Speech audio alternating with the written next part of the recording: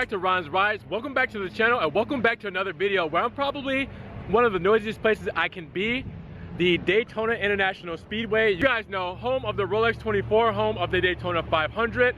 I'm here to do a video about the KIA Stinger GTS, which I will be showing you in just a moment. Now, if you guys don't know, the KIA Stinger GTS is a limited Kia Stinger, only one of 800 that has been coming into dealerships the past couple of weeks, and I got a chance to look at it when the only one came into Daytona. Now, with that said, I wanted to do a voiceover video because of the fact that it's inside the dealership and that, you know, I didn't want it to be disruptive, and then you got customers and phone calls and stuff.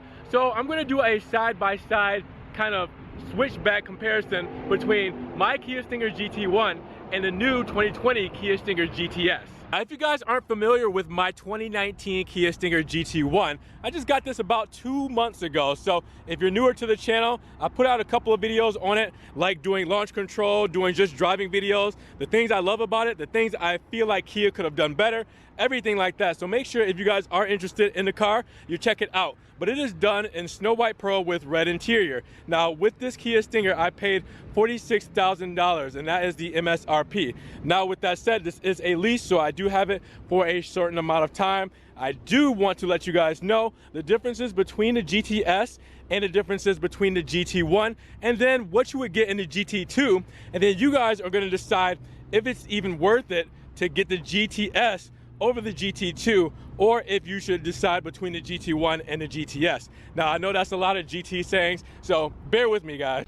Now, the calling of the Stinger is, and always has been, its engine power. We have never seen anything like it in the Kia lineup before or since the new GTS model, which only builds off of that. For starters though, this limited production version of the Stinger will only be available in the unique bright orange paint, which is Federation Orange, and it makes it stand out even more. Now with that said, let's talk more about the Kia Stinger GTS, what makes it special, and then let's kind of do a side-by-side comparison as much as I can with my car being on the outside of the Stinger GTS versus the Stinger GT1. So we'll get right into that, see if you guys can see the differences right away side by side. The first thing you'll notice right up front, everything looks pretty much the same. Now the reason why you're seeing the Kia badge over my E badge is I put the Korean badge on my Kia badge or over my Kia badge, so you'll see the difference there. But everything else is the same between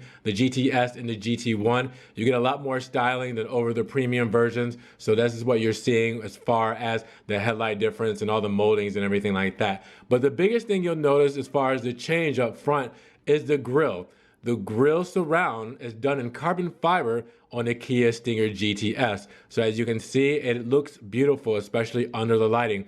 That fiber grille just stands out so much. Now, if you put it up against the GT1, what you'll see is the black mirror finish that looks like the bottom of the GTS grille. So down there you see the black mirror finish, or the black chrome finish, shall we say, down at the bottom. So you'll see that all throughout the Kia Stinger GT1.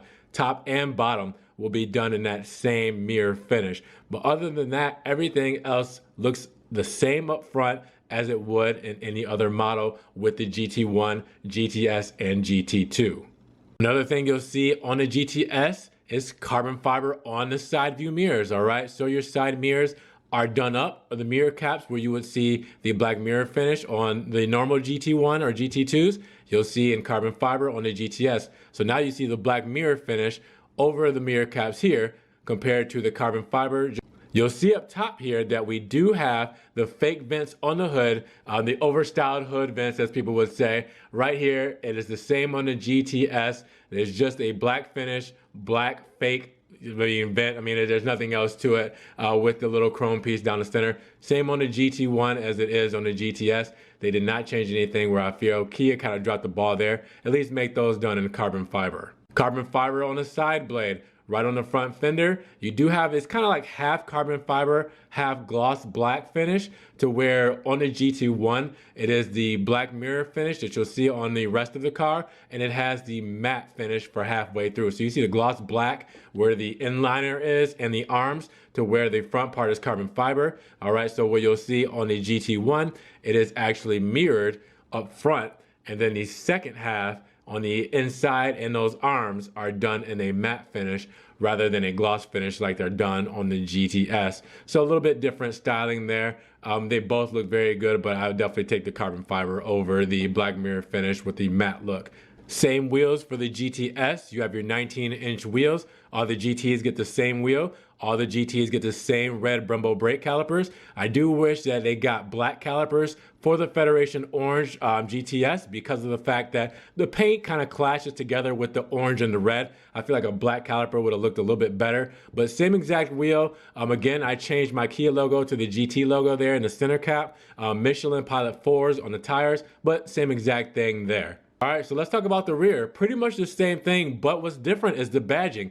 You have the Stinger badge moved from the left side into the center, and then obviously the GT badge, they have a big S there to add on to it. Now, as you can see, the Stinger badge is all the way on the left, a lot smaller. The GT badge is over on the right, and then in the center you would normally have your Kia badge. Again, I have mine with the E badge that is from Korea, but the GTS badge looks super awesome. The GT badge looks good, but I mean that definitely makes it stand out a little bit more. But I really do like the Stinger badge in the middle because everybody is doing that aftermarket anyways. Now the diffuser, same exact thing, gloss black. I really wish Kia for the GTS would have done carbon fiber for the rear diffuser for the GTS to make it match the carbon fiber bits on the front and on the side of the car. But they went with the gloss black, which looks really good, but I wish they would have done it a little differently. The vents down here and the back bumper on the sides, same exact thing, gloss black. No carbon fiber bits here. They kept that exactly the same. It's the same as the GT1, same kind of profile, same kind of stance. So nothing has changed as far as this side goes. Now, every model of the GTS comes with the same 3.3 liter V6 twin turbo engine powered by 365 horsepower. Now, this engine is paired with an 8-speed automatic transmission that puts out 376 foot-pounds of torque. Same exact as the GT1 and the GT2. All right, so you're definitely getting the same exact powertrain for the GTS. We'll go more into drift mode in a second, but that's the only thing that's really changed as far as the dynamics go. And your top speed, 167 miles per hour. Same hatchback style in the back. So the only difference you'll see in just a moment is the Stinger badge or Stinger stitching done on the mat there. So you can see it says Stinger there. It does not come in the GT1, GT2s for the normal models. You do get it there. You do also have the rear folding seats, same as the other ones. You have the 40% on the left-hand side, 60 on the right. You do not get the power hatch. So you see that where that button is on the right, there is no button. You just have to pull it down. So there is no power for your hatch in the back. But as you can see here, same seat split, same amount of space, everything's the same there. Just don't have the Stinger badge, you know, that's imprinted there or stitched in, but the same as far as no power there. You see the buttons the same, it's filled in. You just have the handle to pull it down. So what are you guys thinking about the exterior differences? There's not really much to talk about as far as the exterior differences besides the carbon fiber and the badges, but everything else is pretty unison. You know, it'd really be hard to notice the differences between the two unless you were kind of looking at a video like this one. Now in the interior, you have a few changes, starting with the Alcantara steering wheel done with the orange stitching. Really nice contrast there. I don't like the fact that the full steering wheel is done in Alcantara. I've said this before where I feel like the places where you put your hands the most, you know, Alcantara is going to get really worn because of the natural greases and oils on your hands. I wish it was kind of half and half, but it looks good. Also, your armrest there, done in Alcantara, full Alcantara with the orange stitching. These are also parts that you can get aftermarket from Korea that are actually Stinger parts. As you can see, the GT1 here has the half regular leather, half perforated leather, and it has the red stitching. No red stitching in the armrest though to match. Same center console here in the GTS as the GT1. Nothing too crazy here between the two as far as the rest of the cabin goes. Really, you see that Alcantara, but that's about it. I mean, it even has the black stitching in the boot there. So we're here in the GT1, you do have the red stitching, the contrasted stitching, instead of just the black stitching because that has the black interior. Another thing that I want to point out is that the GTS, I don't believe, can be optioned with any other color interiors. Now, would you want to go anything else but black? You know, with an orange car, I don't know if you want to do cream or do do red. Again, those clashing colors just might not look good. Maybe a tan or a brown if you could get that, but other than that, they're exactly the same. As far as the interior goes, it's just that the color has to stay at black. You do see the Stinger embroidery done in the floor mats there, that patch, and you do have the aluminum pedals, dead pedal, brake pedal, and gas pedal there. All great sizes for people with larger feet. It really works out. But other than that, you keep everything black, keep everything the same. Same on the door paneling, same Harman Kardon upgraded sound system, everything like that. No specific features that's really changed between the two. As you can see, you do have the perforated seats on both, so you do have heated and cooled seating, which is very nice, let me tell you. But same embroidery on the GT1, as you can see there, and then you also have the same aluminum pedals, dead pedal, brake pedal, and gas pedal, so not much of a change between those there. Now here we're looking at the center console of the GTS, and why I'm focused here on the drive modes is because there is nothing specific that really points out that this car has a drift mode. There's no specific button, there's no specific toggle, there's nothing that says this is drift mode. This is what drift mode can do. You know, it has your normal perforated seats for your heating and cooling, your start stop, your parking button, everything like that, but nothing that says drift mode. It even has a smaller LCD, which really got me. I'm not sure if you can, you know, option out the larger LCD, but do you see how small that is? That normally will come on the premiums or the GT models, not the GT1 or GT2s, which gets the larger LCD. So you can see how small that is compared to here. This is the GT1. And I'm going through the different drive modes because I'm telling you that this one does have everything on it like the GTS, but the GTS doesn't have anything for, you know, your drift mode. Drift mode sends up to 100% of the power to the rear wheels, and it holds the gears without upshifting. That's the new control. That's the logic for the GTS. That's pretty much what it's going to do. It's going to include better slip control, counter steer detection, and enhanced stability control. But it doesn't show anything to say you're in drift mode when you do put it there. The GTS, you do have the upgraded headliner, which is kind of like an Alcantara-like, but I don't think it's full Alcantara. It is a premium headliner. Now you'll be able to tell the difference big time between my GT1, but it is much softer. It is much more texture to it. It's much darker. You can see it's a little flaky. So I think it's close to an Alcantara if it's not, but look at the GT1. You can tell the difference. A much lighter look. It definitely looks like a standard headliner. It is one of those things to where it's just, you can't overlook it. It's a night and day difference between the two. Also, both of them do get the sunroof, so you'll see the sunroof cut out for both, but look at that. You know, the difference is night and day for the two. Now let's talk about the stickers. The GTS rear-wheel drive V6, which you can also get in an all-wheel drive model. You're looking at $44,000 two-star MSRP. After everything done, after all is said and done, $45,325, which is crazy because I spent about $46,000 for my GT1. Now 20 combined city and highway, 417 city and 25 highway, and you have your miles per gallons there.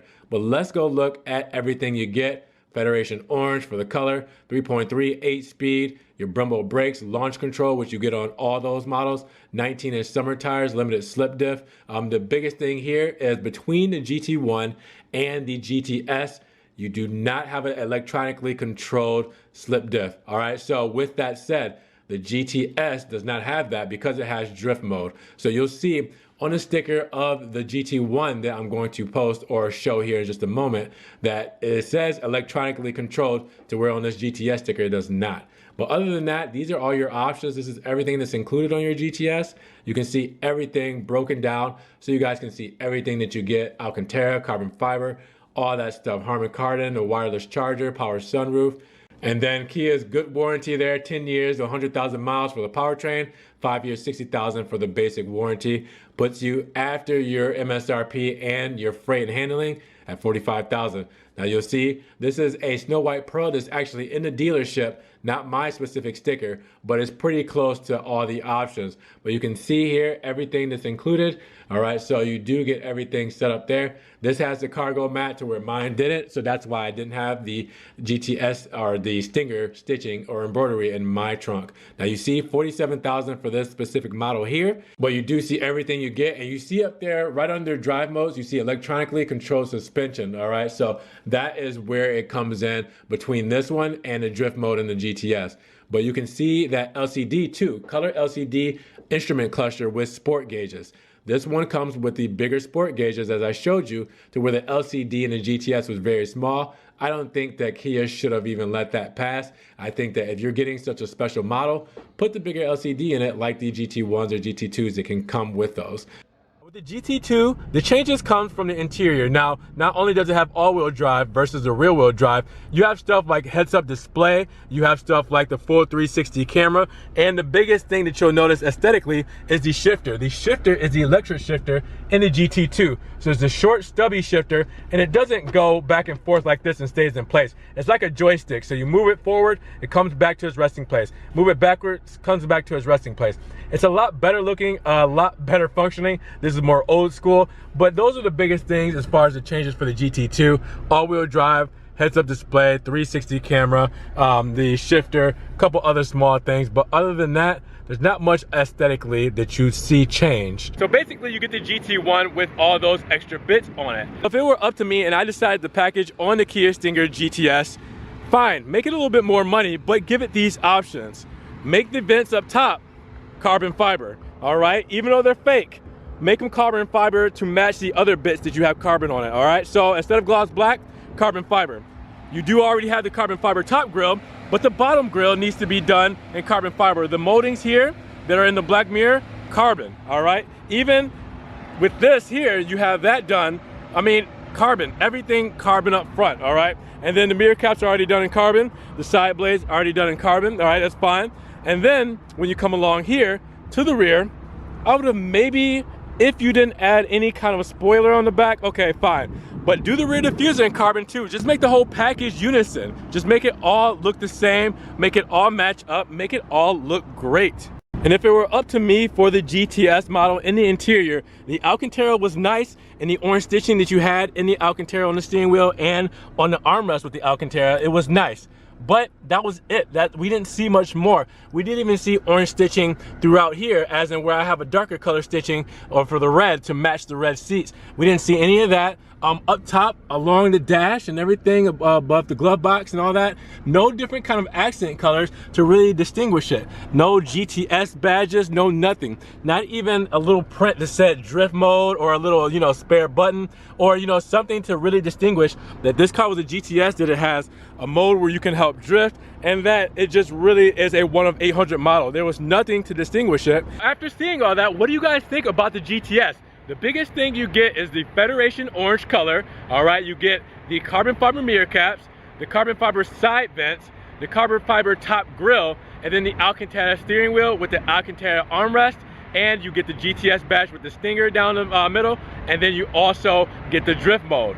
Are those big things there good enough to make it better than the GT2? Because the GT2, as I said before, you get things like your heads-up display, you get the surround view camera, all that stuff. So if you get the GTS, you're gonna miss out on the GT2 experience, which I feel like Kia dropped the ball there. They really could have changed a few things, and the biggest thing is giving it all the options the GT2 had, plus the Alcantara and the color and everything like that with the carbon, just to make it that much more special. All right, make it something that you can't get unless you get that model, because that's what the limited run is all about. Hopefully you guys enjoy seeing my comparison between the KIA Stinger GT1, the KIA Stinger GTS, and how I feel like Kia should have handled the GTS and made it more like the GT2. Now with that said, if you guys enjoyed the video, make sure you give it a thumbs up. Giving it a thumbs up helps get it up in the rankings. More people can see it, and we can have a bigger discussion on these cars. Now, with that said, make sure you guys follow Ron's Rides and click that notification bell so you get more Ron's Rides videos in your inbox. And you can also check out the description below where I have the Ron's Rides merch. You can check out the t-shirts we got. You can check out the stickers, coffee mugs, everything like that. You can also check out the one-time donation through PayPal. If you guys want to help support the channel, you can support $1, $2, whatever you guys want to do. Or you can do the Patreon. And I also have my social media links down there, Facebook, Snapchat, Instagram, everything like that. Make sure you guys follow me, see what I'm up to next, see what I'm posting. You guys be blessed, have a great day, and we will see you guys in the next Ron's Rides video. Peace.